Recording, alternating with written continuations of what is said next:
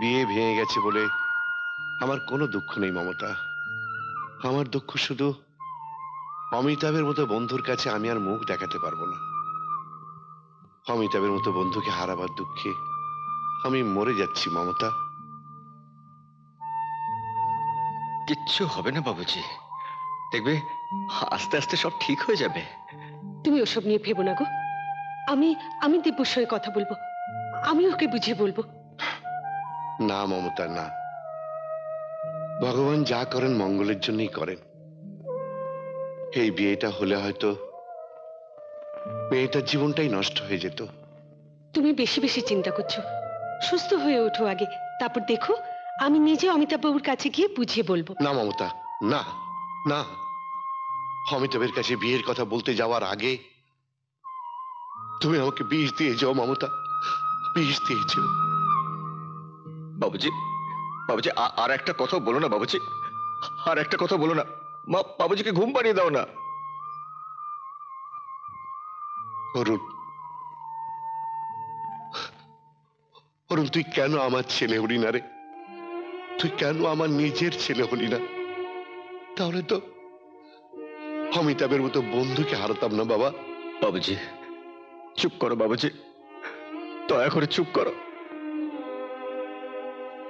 বাবা কি হয়েছে, কি হয়েছে মা? কিচ্ছু হয়নি বৌমা, কিচ্ছু হয়নি। বৌমা, কে যেন বলেছে পৃথিবীতে সবচেয়ে বড় বোঝা হচ্ছে পিতার কাঁধে সন্তানের লাশ। মিথ্যে বলেছে বৌমা, মিথ্যে বলেছে। সন্তানের লাশের চেয়েও অনেক বড় বোঝা হচ্ছে জীবিত কুসন্তান। চুপ করো, চুপ করো তো তুমি, একটু ঘুমো। বৌমা, তুমি অরুণকে খেতে দাও, যা অরুণ খেয়ে নি যা। ও এখনো খায়নি বুঝি?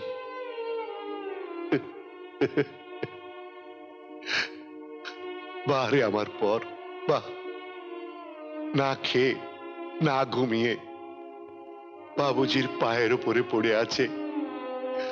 আর চার ছুটে এত কিছু হলো আমার সেই আপন সন্তান। অমিতাভ বাবুর মেয়ে তোমাকে রিজেক্ট করেছে, ওর বিশাল সম্পত্তি তোমার হাতছাড়া হয়ে গেছে, বাড়িতে তোমার পজিশন খারাপ হয়ে গেছে, এতেই ভেঙে পড়লে। তো কি করবো বলুন? জবাব দেবে, সব কিছুর জবাব দিতে হবে। আর জবাব দেওয়ার একটাই হাতিয়ার, সেটা হচ্ছে টাকা। টাকা সত্যকে মিথ্যে বানিয়ে দিতে পারে, আবার মিথ্যেকে সত্য করে দিতে পারে। অনেক টাকার মালিক হতে হবে তোমাকে, কোটি কোটি টাকার। হ্যাঁ, কিন্তু তার তো কোনো পথ খোলা নেই।